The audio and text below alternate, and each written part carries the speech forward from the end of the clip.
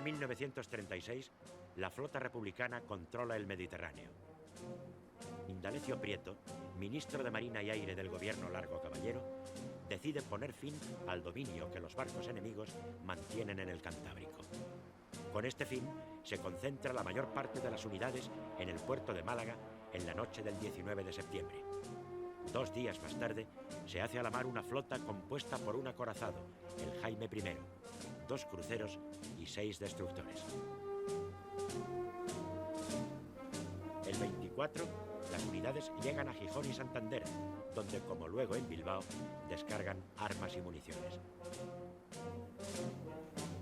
Sin embargo, la estancia de esta flota en el norte tropieza con serias dificultades, especialmente de aprovisionamiento, que se ven acrecentadas por la acción de la aviación adversaria.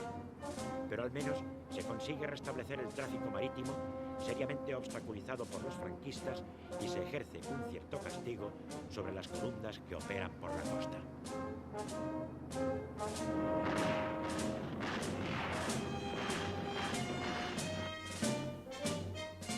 Paralelamente a la marcha de la flota republicana hacia el Cantábrico, Mola y el jefe de la flota, Francisco Moreno, deciden el envío a la zona del estrecho de los cruceros Canarias y Almirante Cervera, con el objeto de romper el bloqueo, pasar un convoy de tropas y material de Ceuta a Algeciras, penetrar en el Mediterráneo e interferir con el tráfico marítimo republicano. Ambos cruceros salen de la base de El Ferrol en la tarde del 27 de septiembre. En la madrugada del 29 se encuentran a la altura del Cabo Espartero. El Canarias entra en el Mediterráneo mientras el Almirante Cervera permanece en el acceso occidental del estrecho, donde avista al destructor Gravina, que se ve obligado a refugiarse en Casablanca.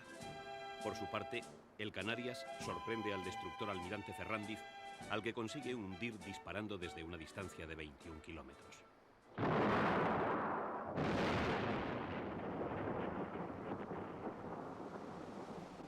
Inmediata consecuencia es la apertura del tráfico marítimo en el estrecho y el traslado masivo en las horas siguientes de hombres y material a la península, comunicación que se mantendrá durante toda la guerra.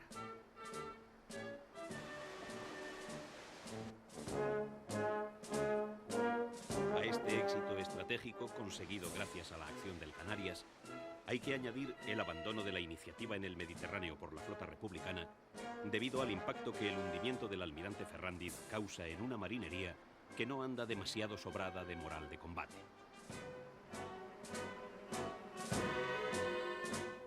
Indalecio Prieto dispone el regreso de la flota gubernamental, lo que se realiza el 13 de octubre, pero ni siquiera esta acción consigue recuperar la iniciativa en el Mediterráneo. Tras la caída de Toledo, la angustia se apodera del Madrid republicano. El ABC afirma: los fascistas que han vendido España tienen puestos sus ojos ávidamente en Madrid. No pasarán nunca. Jamás nuestras mujeres serán atropelladas por la morisma, ni nuestros hombres pasados a cuchillo. Madrid debe ser y será la tumba del fascismo.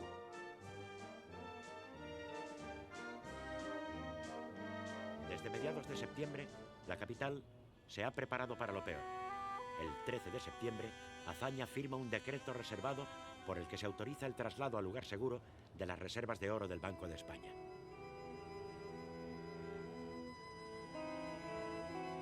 Al día siguiente, en sesión secreta, el Consejo General de la entidad debate la orden. Los consejeros representantes de los intereses privados plantean objeciones y quejas. Mientras el Consejo del Banco delibera, se inicia el traslado de las reservas metálicas a los polvorines de la Algameca, en la base naval de Cartagena. La operación se hace bajo el control de fuerzas de carabineros y de milicias hasta la estación del mediodía. La primera expedición parte en la noche del 15. En total son 10.000 cajas, con unas 560 toneladas de oro, las que salen para Cartagena. El traslado se efectúa con disciplina, honradez y meticulosidad.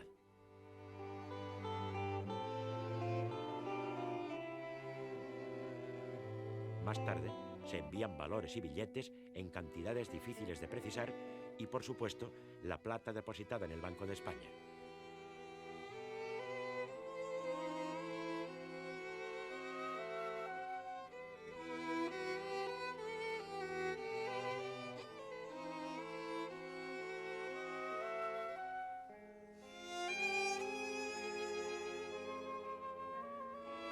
intervención termina el 6 de noviembre. Todas estas medidas desencadenan oleadas de rumores que prenden rápidamente en una población que vive momentos difíciles. Los rebeldes tienen noticia de ello. El gobierno republicano pone en marcha una amplia campaña de concienciación. La decisión de Franco de desviarse hacia Toledo ha proporcionado un respiro a las autoridades de Madrid, lo que les permite dedicarse febrilmente a la defensa de la capital. Tarea nada sencilla.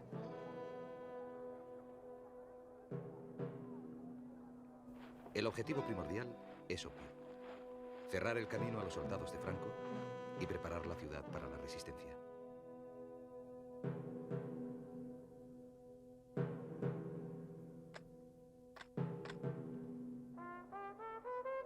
El Partido Comunista lanza la consigna: fortificar Madrid.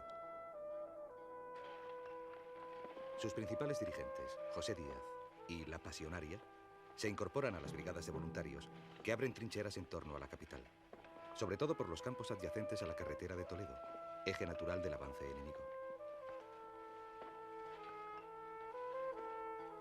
Tan pronto como quedan abiertas, son ocupadas por milicias de voluntarios.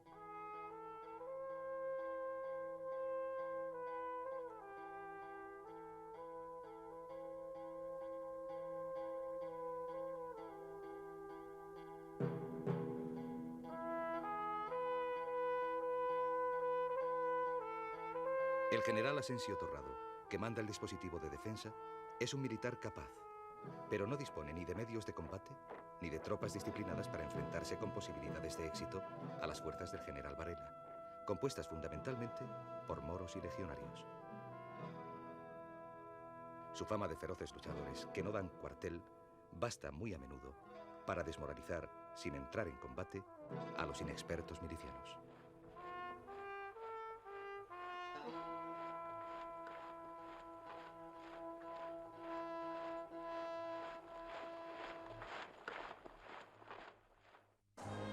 Las pruebas de la intervención en España de las potencias fascistas y las derrotas republicanas provocan un amplio movimiento de solidaridad en casi todo el mundo a favor de la República.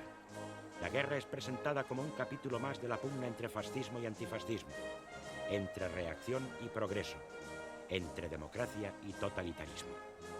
En tierras de España confluye en aquel momento el palpitar de la época. Pero esta solidaridad no consigue detener los avances territoriales de los sublevados. En otoño, desparramados entre las milicias, se encuentran no más de 1 millar de voluntarios extranjeros, sobre todo franceses, alemanes o italianos exiliados. Figuran por lo general en las unidades anarquistas, en las del POUM, Partido Obrero de Unificación Marxista, y del PSUC, Partit Socialista Unificat de Cataluña. También hay polacos, checos, yugoslavos. Entre ellos se hallan personas con formación militar y experiencia de la Gran Guerra, pero su impacto es mínimo. No compensan el ritmo de la ayuda extranjera que recibe Franco. Entre el 10 y el 28 de septiembre parten de Alemania 6 expediciones más. En octubre aumenta el ritmo de envíos.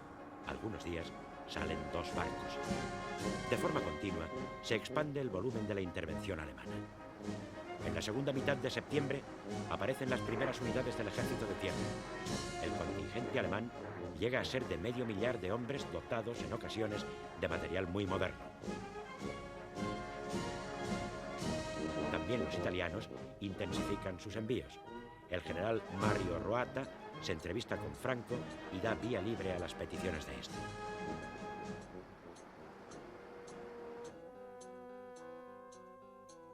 Pronto queda claro que la no intervención es una falacia.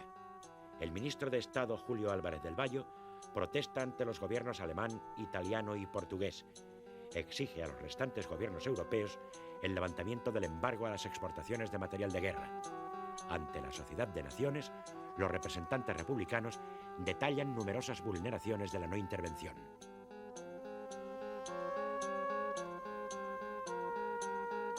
Un libro blanco posterior las documenta y amplía.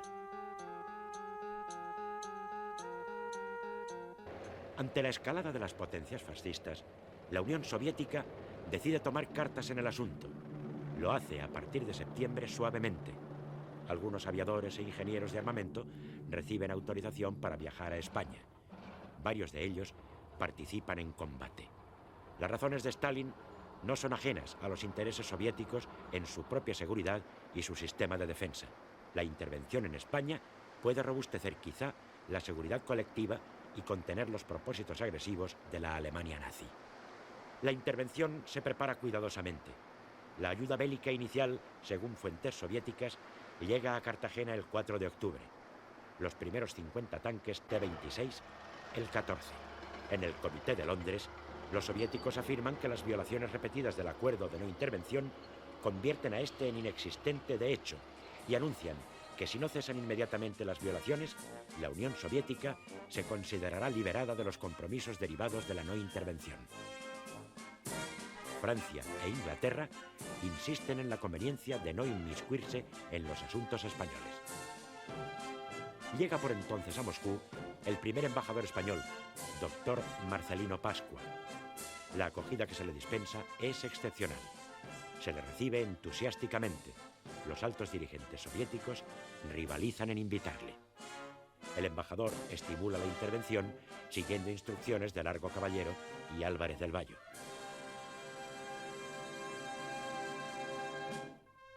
A la intervención directa hay que añadir la que presta la Tercera Internacional. Por iniciativa del comunista francés Maurice Thoré, se forman unidades militares integradas por voluntarios extranjeros. Rápidamente se montan en Francia los canales de reclutamiento de lo que serán las brigadas internacionales. Los primeros voluntarios llegan a España el 12 de octubre procedentes de Marsella. Albacete es la ciudad elegida como base general de las brigadas. El líder comunista francés, André Marty, hombre violento, asume las funciones de alto control político. Con él colabora la élite de los profesionales de la revolución, casi todos comunistas, como Luigi Longo y Hans Weimler, entre otros. Solo Pietro Nenni es socialista.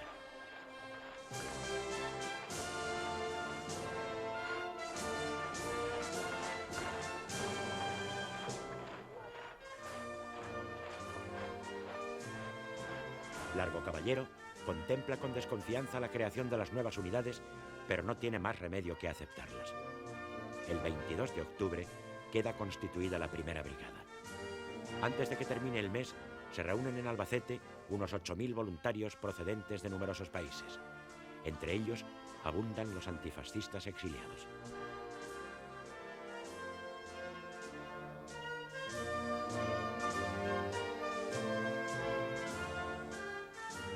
La contrarreacción soviética, réplica a la escalada ítalo-alemana, permite al gobierno republicano ponerse realmente en condiciones de compensar el creciente potencial bélico franquista. Rápidamente se estrechan las relaciones hispano-soviéticas. Se suceden las visitas de combatientes republicanos a la denominada Gran Patria del Proletariado Mundial. Antonio María Esbert encabeza una delegación recibida con entusiasmo en Moscú, donde el desfile conmemorativo de la Revolución de Octubre pretende ilustrar el poderío soviético. Los españoles son paseados en medio de homenajes constantes por coljoses, instituciones y diversas regiones. Contemplan cómo en las escuelas los niños siguen atentamente las peripecias del lejano frente español. El 14 de octubre, el general Franco denuncia ante el mundo lo que denomina la expoliación sin precedentes que hace el gobierno de Madrid de las reservas de oro. Ciertamente se está vendiendo al Banco de Francia el preciado metal en grandes cantidades para adquirir divisas con las que pagar suministros exteriores. Al día siguiente, Largo Caballero escribe al embajador soviético. Le pregunta si su gobierno estaría dispuesto a aceptar en depósito unas 500 toneladas de oro. Stalin responde afirmativamente mientras el primer material ruso se apresta a entrar en combate. Las decisiones han sido objeto de fuerte polémica. Tienen, no obstante, una justificación. Sin reservas de oro fácilmente movilizables, la República no podría continuar la guerra. En Francia amenazan nubarrones. No cabe excluir la posibilidad de que se adopten medidas legales que impidan las ventas de oro y, en cualquier caso, estas no hubieran sido secretas. El motor de la no intervención, Inglaterra, es descartable. Estados Unidos se encuentra en periodo de embargo moral. Suiza ha adoptado disposiciones no intervencionistas muy duras también en el plano financiero. Por añadidura, bancos anglosajones, especialmente el Midland Bank, sabotean los pagos de la República. Por consiguiente, se pierden ocasiones preciosas. Por contra, la posibilidad de recurrir al aparato bancario soviético en Occidente eliminaría todas las dificultades. El 23 de octubre se inicia el traslado del oro desde el polvorín de la Algameca. Los tanquistas soviéticos, llegados una semana antes en el Komsomol, en colaboración con marineros españoles, asumen la responsabilidad. En 3 noches se transportan en camiones a 4 barcos soviéticos 7.800 cajas cargadas de talegas con monedas de oro. Presencian el embarque representantes de los 3 poderes constitucionales. Por el Ejecutivo asiste el ministro sin cartera José Giral. Por el Legislativo, el primer vicepresidente de las Cortes, Luis Fernández Clérigo, y por el Judicial, Mariano Granados. El 2 de noviembre llegan a Odesa 3 de los 4 barcos. Son descargados inmediatamente y en medio de fuertes precauciones el oro se encamina por tren a Moscú. El cuarto navío tarda aún algunos días más. Ha tenido que sortear ciertas dificultades técnicas y esquivar a los buques franquistas alertados de la salida del oro. El 6 de noviembre por la noche se recibe el primer envío en Moscú. Lo presencian el comisario del Pueblo para las Finanzas, Grinko, el comisario adjunto para los negocios extranjeros, Krestininsky, y el embajador Marcelino Pascua, amén de otros funcionarios soviéticos. Muchas de las cajas se encuentran en mal estado. Pocos días más tarde llegan las restantes. El 5 de diciembre se inicia el recuento definitivo en el que participan 4 funcionarios del Banco de España. Termina en un tiempo récord el 24 de enero de 1937. El 5 de febrero se firma el acta de recepción definitiva. Son 510 toneladas, compuestas por monedas de 16 países, 64 lingotes y 4 paquetes con recortes de oro. Equivalen al 75% del metal que se encontraba en Madrid al estallar la Guerra Civil. Su valor asciende a 518 millones de dólares de la época.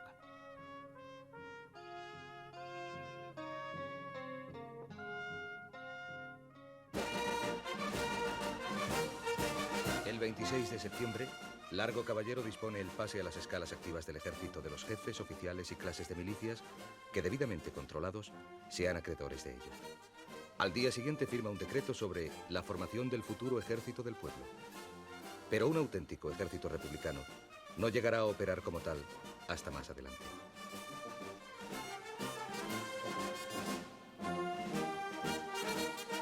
Los generales Asensio Torrado, Pozas y Miaja, así como el comandante Rojo desde el Estado Mayor, serán algunos de los hombres fundamentales con quienes va a contar Largo Caballero en el intento de organizar ese ejército popular.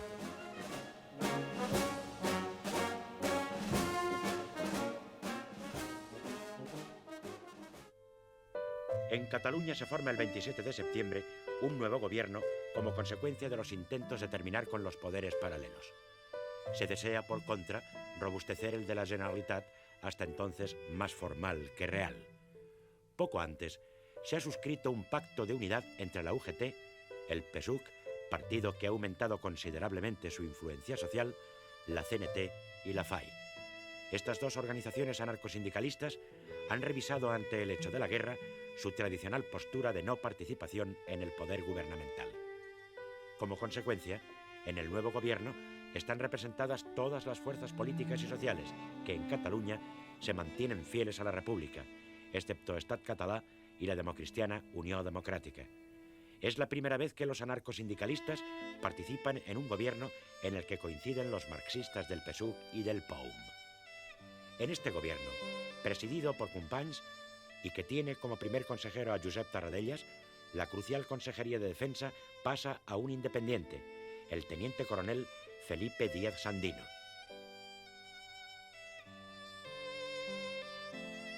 El 1 de octubre desaparece el Comité de Milicias Antifascistas, cuyas funciones se traspasan al consejero de Defensa. Se ordena la disolución de los comités locales y de las patrullas de control que se integran en la policía oficial. Los ayuntamientos se recomponen según una fórmula similar a la del gobierno de la Generalitat. A pesar de estas medidas, no se consigue la eliminación total de los poderes paralelos. La desconfianza continuará existiendo entre las fuerzas antifascistas. Esto repercutirá muy desfavorablemente en el esfuerzo de guerra. El intento de Largo Caballero para formar un gobierno sólido y eficaz, susceptible de poder reconstruir el Estado republicano, no tendrá éxito sin la incorporación de la CNT. Es esta una pretensión compleja, dado el ideario anarquista antiestatal. Hay que revisar los postulados anarcosindicalistas, lo que provoca tensiones en las filas confederales. Horacio Prieto, secretario del Comité Nacional de la CNT, quiere llevar al gobierno a los dos sectores de la organización, el sindicalista puro y el anarquista. Algunos antiguos moderados, como Joan Peiró, aceptan enseguida, pero los radicales de la FAI, entre los que se encuentran Juan García Oliver y Federica Montseny, se resisten. Vencidas todas las dificultades y reticencias, queda formado el 4 de noviembre el segundo gobierno Largo Caballero. Es un gabinete de mayoría socialista en el cual se encuentran representadas todas las fuerzas del arco republicano, desde los católicos del PNV a la FAI. En él mantienen sus carteras el propio presidente en guerra, Julio Álvarez del Valle en Estado, Indalecio Prieto en Marina y Aire, Juan Negrín en Hacienda y Ángel Galarza en Gobernación. Anastasio de Gracia pasa a Trabajo. Todos son socialistas. Continúan los ministros comunistas, Jesús Hernández en Instrucción Pública y Vicente Uribe en Agricultura. Entre los anarcosindicalistas, Juan García Oliver asume la cartera de Justicia, Joan Peiró la de Industria, Juan López la de Comercio y Federica Montseny la de Sanidad. Por Izquierda Republicana entran Julio Just en Obras Públicas y Carlos Esplá en Propaganda, nuevo ministerio. Bernardo Giner de los Ríos, de Unión Republicana, permanece en Comunicaciones y se incorporan como ministros sin cartera Manuel Irujo por el PNV y Jaume Aiguadé por Esquerra Republicana de Cataluña. José Giral, ministro sin cartera, continúa en el gabinete. El 1 de octubre se reúnen las Cortes en Madrid, presididas por Diego Martínez Barrio. Largo Caballero analiza la situación y expone a la Cámara el programa de gobierno. Dirigiéndose a los parlamentarios, afirma: todos nosotros, con diferentes ideologías, al construir el gobierno, renunciamos de momento a cuanto pudiera significar principios ideológicos de tendencia de toda clase para unirnos en una sola aspiración que es común a todo el gobierno, la de vencer al fascismo en lucha contra España. Aunque la propia situación del país, dividido por la guerra, dificulta su normal funcionamiento, resulta manifiesta la voluntad de preservar las instituciones y el espíritu de la democracia parlamentaria. Tras el discurso del presidente del gobierno, se da lectura al proyecto de Estatuto de Autonomía de Euskadi y José Antonio Aguirre, muy ovacionado, explica que los nacionalistas están junto a la democracia republicana como vascos y como cristianos. Tras varias intervenciones, el proyecto se aprueba por unanimidad.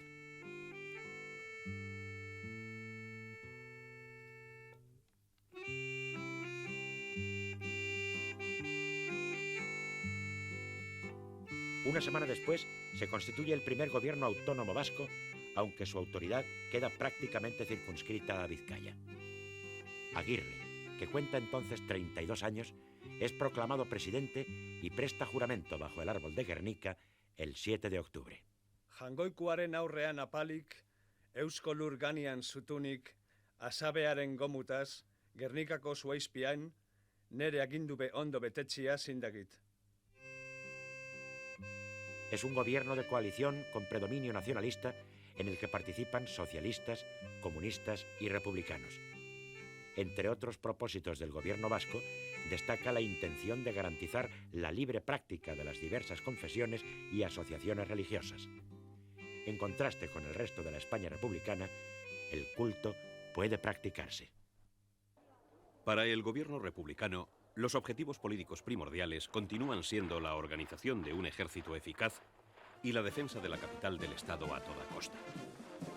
Aunque la República tardará 2 años en contar con un verdadero ejército, algunas medidas organizativas son puestas en práctica. El 29 de septiembre se reclutan 8.000 carabineros y en fechas sucesivas se movilizan los reemplazos de 1932, 1933, 1934 y 1935. Sin embargo, la desaparición de las cajas de reclutamiento hace ineficaces estas medidas. El 10 de octubre se crean 6 brigadas mixtas. Son unidades compuestas por un conjunto de todas las armas y un total aproximado de 3.500 hombres cada una. Su organización tropieza con graves dificultades técnicas, entre las que destaca la falta de mandos intermedios. Las brigadas, que suponen el primer paso hacia la creación de un ejército regular, se sitúan en Castilla-La Mancha, Valencia y Murcia.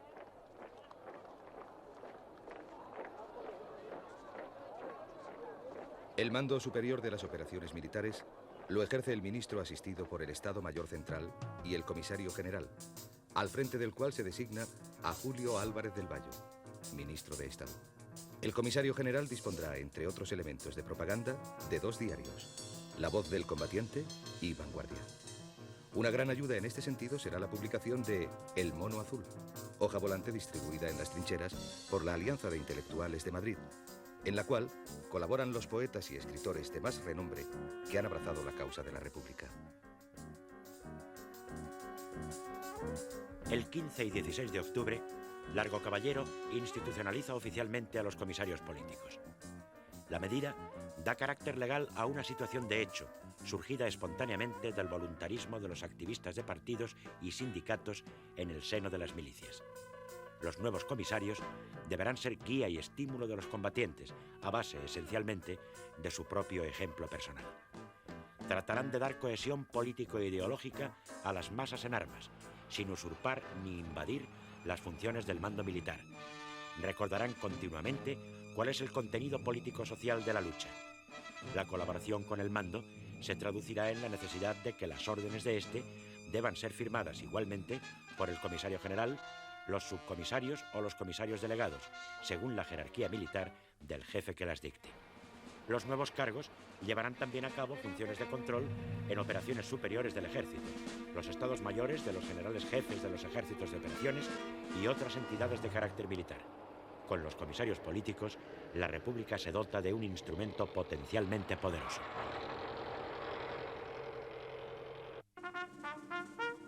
El gobierno de Largo Caballero prosigue incansable en su labor de dotarse de fuerzas eficaces, tomando todo tipo de medidas encaminadas al mismo fin: salvar Madrid, y con la capital, la República. El 22 de octubre el general Miaja se hace cargo del mando de la División de Madrid, sustituyendo al general Pozas, que asume la jefatura de operaciones del centro. El general Asensio Torrado es nombrado subsecretario del Ministerio de la Guerra. La República ha basado su acción en líneas sucesivas de resistencia. Empieza a establecerse un plan general de fortificaciones que son precarias ante la imposibilidad material de realizarlas, dadas la carencia de medios y la velocidad de avance de las tropas del general Varela. Defienden pueblos y cruces de caminos y se escalonan en profundidad, aprovechando las diferentes carreteras que se dirigen en sentido concéntrico hacia Madrid. El trasiego de camiones puede dar la sensación de que en torno a la capital se configura una potente organización defensiva, pero no hay tal cosa. El plan es bueno, pero su realización es defectuosa e incompleta. El Gobierno de la República dicta una serie de medidas encaminadas a garantizar la seguridad personal, mantener el orden público y garantizar el ejercicio de la justicia.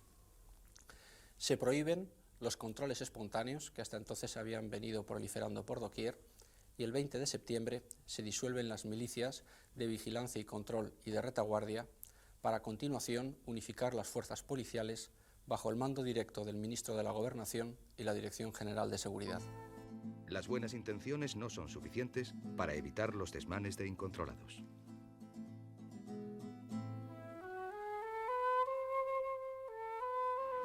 Y llegan a Madrid gentes del Valle del Tajo, de la Sagra, de las tierras del Alberche y del Tietar y hasta de los propios pueblos serranos.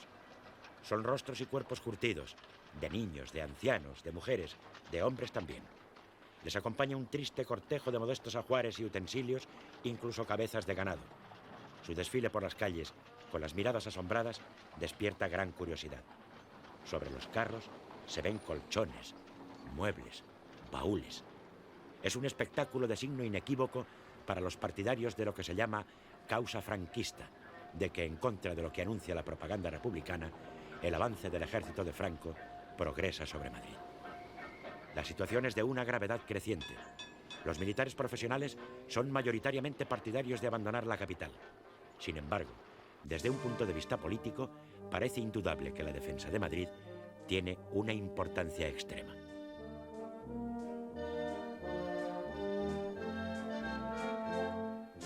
Se produce un hecho sintomático. El gobierno, a pesar de sus esfuerzos, no podrá ocultarlo. El 18 de octubre se estrena la película soviética Los marinos de Kronstadt en el Cine Capitol. Asisten Azaña y el gabinete en pleno, así como el embajador Rosenberg. La Orquesta Sinfónica Madrileña toca el himno de Riego y a continuación interpreta El Segadors y Guernica Coarbola. Muchas escenas del film provocan el entusiasmo del público, especialmente la heroica defensa de la antigua San Petersburgo, hoy Leningrado.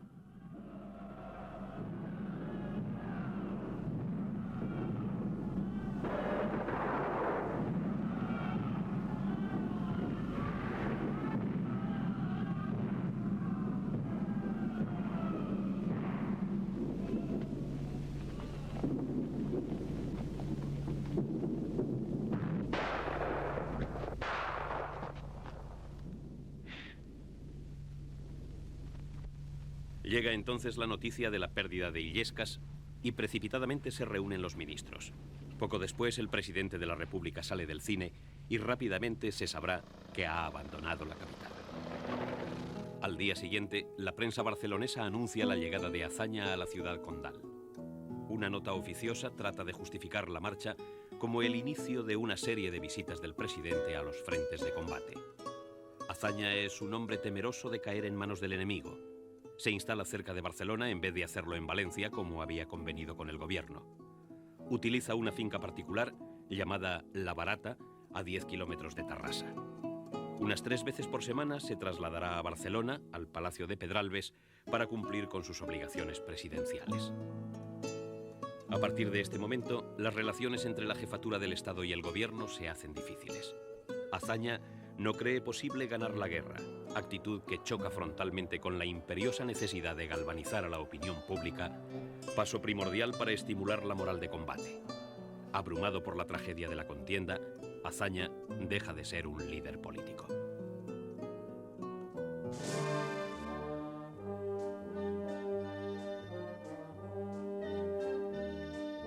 La voluntad de resistencia se moviliza. Se lanza la consigna de Salvad Madrid. En el esfuerzo destaca la incansable actividad del Partido Comunista. Se intensifican los mítines y la propaganda en fábricas y talleres.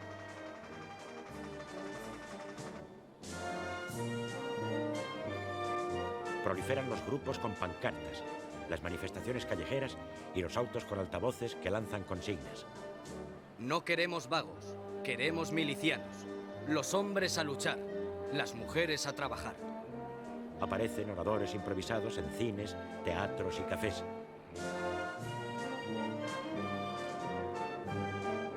Las paredes de Madrid se cubren de carteles que llaman a la defensa heroica de la capital, primer paso hacia la derrota del fascismo. El 28 de octubre, Largo Caballero se dirige al pueblo madrileño. Afirma que ha llegado el momento. No solo de hacer frente al enemigo, sino de arrojarle de una vez para siempre de sus posiciones y de liberar Madrid de la garra fascista. Anuncia la ofensiva y dice a las Fuerzas Armadas: ahora tenemos tanques y aviones.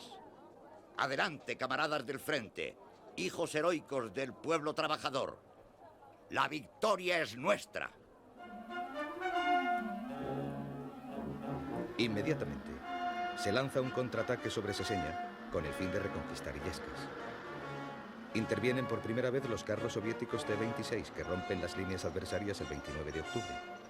Pero la infantería, que desconoce las técnicas de cooperación con blindados, no lo sigue adecuadamente y la operación fracasa. Berlín ha decidido impulsar la escalada. Chiano se entrevista con Hitler el 24 de octubre y comprueba el espíritu intervencionista del Führer. Paralelamente, los alemanes reciben nuevas pruebas de la injerencia soviética.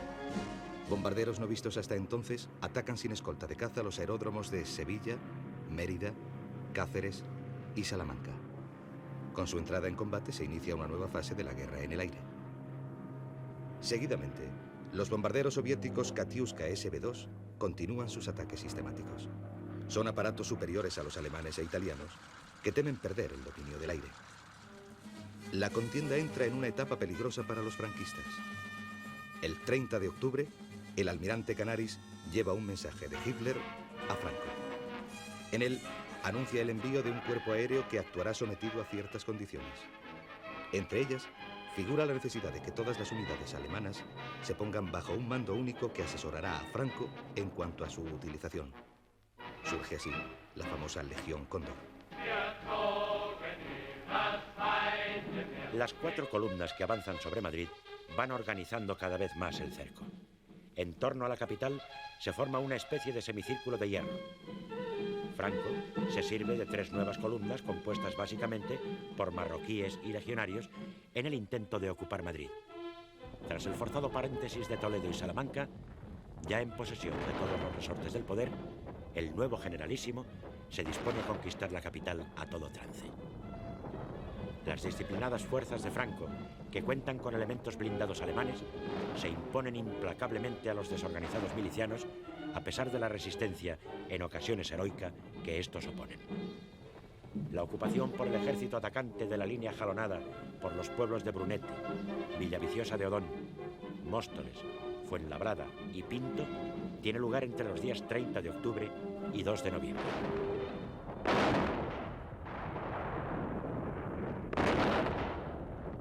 La situación de la capital, amenazada a unos 10 kilómetros de sus barriadas extremas, es angustiosa.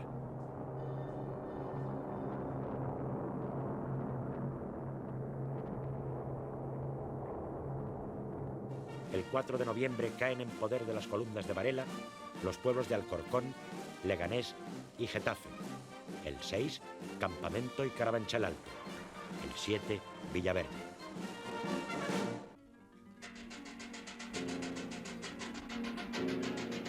Son forzadas las cajas de alquiler del Banco de España. En condiciones de caos, muy diferentes a las de septiembre, cuando el traslado del oro, convoyes con valores, alhajas y objetos preciosos emprenden viaje a Cartagena. No cabe determinar el montante de lo incautado. Estimaciones franquistas posteriores mencionan hasta 160 millones de pesetas de la época.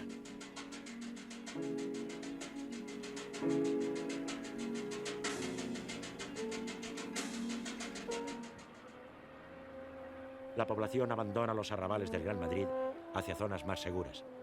Los tranvías cargados con todo tipo de equipajes dan un tono dramático a la huida de los habitantes del extrarradio.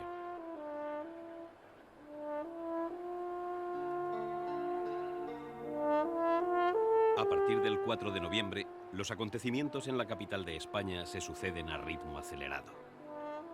El segundo gobierno Largo Caballero exige que todos asuman sus responsabilidades y en una nota oficial afirma: el gobierno quiere deciros la verdad y prepararos a la gran prueba que con gesto decidido y heroico ha de dar España. Se reconoce que el enemigo está a las puertas de Madrid y que la capital es ya un frente de combate. Se indica que Madrid sabrá responder en forma debida.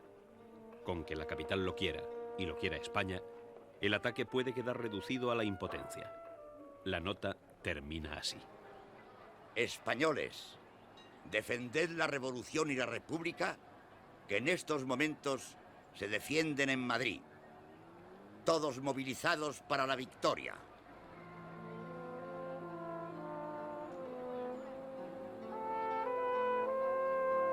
Sin embargo, el general Asensio Torrado, antes de ser nombrado subsecretario, manifiesta a Largo Caballero su opinión de que es imposible defender la capital. Esta idea pesa sobre el presidente. El día 6, a las 11 de la mañana, se reúne de nuevo el gobierno. Se decide entonces el inmediato abandono de Madrid, pese a la inicial oposición de algunos ministros. La guerra golpea ya la capital en forma de combates aéreos y del castigo de la artillería. La salida del gobierno es vista por los madrileños como una huida precipitada, aunque la evacuación de las personas y documentación básica se hace discretamente. En Tarancón, un control de milicianos anarcosindicalistas entiende que la marcha de los ministros es una cobardía y una deserción. Algunos son detenidos, vejados y amenazados. Peiró y López deben retroceder. Álvarez del Valle se ve cubierto de injurias. Prieto sale al día siguiente en avión desde Algete. En Valencia se celebra Consejo de Ministros el día 8. Carlos Esplá, ministro de Propaganda, justifica el traslado en función de los informes militares y del deseo de sacrificar todo a la eficacia en la conducción de la guerra. El día 6 de noviembre, a las 3 de la tarde, el general Miaja, jefe de la División de Madrid, es llamado por Largo Caballero. 4 horas después, será llamado por su subsecretario, el general Asensio. La entrevista dura hasta las 8:30. En ella está presente también el general Pozas. Asensio da a cada uno de ellos un sobre cerrado que contiene las instrucciones. Ese sobre no podrá abrirse hasta las 6 de la mañana del siguiente día 7, pero el general Miaja, anteponiéndose a Pozas, lo abrirá esa misma noche. Los sobres contienen 2 órdenes de operaciones. Se conoce la de Miaja y se deduce la de Pozas. A Miaja se le encomienda la defensa de la capital a toda costa. Para auxiliarle se constituía una junta de defensa, bajo su presidencia, formada por representantes de todas las fuerzas políticas integradas en el gobierno. Igualmente, dispondría de un Estado Mayor propio. Miaja queda investido de las facultades delegadas del gobierno. En caso de extrema necesidad, debería salvar todo lo posible retirándose hacia Cuenca para fijar una línea defensiva en el lugar que señalase Pozas. Para que Miaja pueda cumplir su dificilísima misión, se ponen en sus manos varios instrumentos militares y civiles. El Estado Mayor de la Defensa, la Comandancia Militar de Madrid y la Junta de Defensa de la capital. Nada más abrir el sobre, Miaja se instala en el despacho del ministro y se dispone a montar su Estado Mayor con el apoyo del comandante Vicente Rojo, designado exprofeso para tal puesto por el propio Largo Caballero. En la mañana del día 7, Miaja da una orden general en la que hace saber su encargo de defender la capital a toda costa. Llama al entusiasmo y a la abnegación de la población. La consigna que se da a los combatientes es resistir sin ceder un palmo más de terreno. El nacimiento de la Junta tiene lugar en la madrugada del 6 al 7 de noviembre.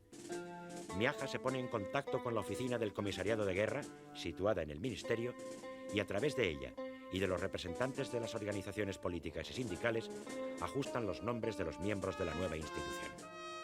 La Junta celebra su primera reunión a las 8 de la tarde del 7 de noviembre. La componen, además del presidente, un secretario y 8 delegaciones o consejerías. Sus titulares son militantes, en general poco conocidos y carentes de experiencia de gobierno. Tienen, sin embargo, fe en la victoria, decisión y gran capacidad de trabajo. La secretaría la asume Fernando Frade, del PSOE. Antonio Mige, del PC, se hace cargo de la Consejería de Guerra. Santiago Carrillo, de las Juventudes Socialistas Unificadas, va a Orden Público. El cenetista Amor Nuño asume Industrias de Guerra. El ugetista Pablo Yagüe, Abastecimientos. José Carreño, por Izquierda Republicana, se encarga de Comunicaciones y Transportes. Enrique Jiménez, de Unión Republicana, de Finanzas. Mariano García, de las Juventudes Libertarias, de Información y Enlaces. Y Francisco Caminero, por el Partido Sindicalista, se responsabiliza de Evacuación Civil.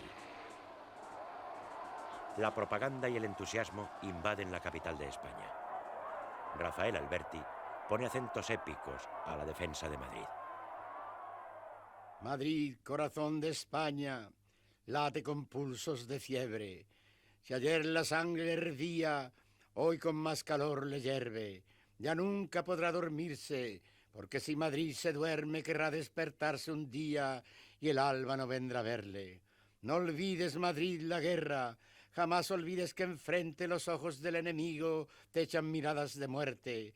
rondan por tu cielo halcones que precipitarse quieren sobre tus rojos tejados, tus calles, tu brava gente. Madrid, que nunca se diga, nunca se publique o piense que en el corazón de España la sangre se volvió nieve. Fuentes de valor y hombría las guardas tú donde siempre atroces ríos de asombro han de correr de esas fuentes. Que cada barrio a su hora, si esa mal hora viniere, hora que no vendrá, sea más que la plaza más fuerte. Los hombres como castillos, igual que almenas sus frentes, grandes murallas sus brazos, puertas que nadie penetre. Quien al corazón de España quiera asomarse, que llegue. Pronto Madrid está cerca. Madrid sabe defenderse con uñas, con pies, con codos, con empujones, con dientes, panza arriba, arisco, recto, duro, al pie del agua verde del Tajo, en Navalperal, en Sigüenza, en donde suenen balas y balas que busquen helar su sangre caliente. Madrid, corazón de España, que es de tierra, dentro tiene, si se le escarba, un gran hoyo, profundo, grande, imponente, como un barranco que guarda. Solo en él cabe la muerte.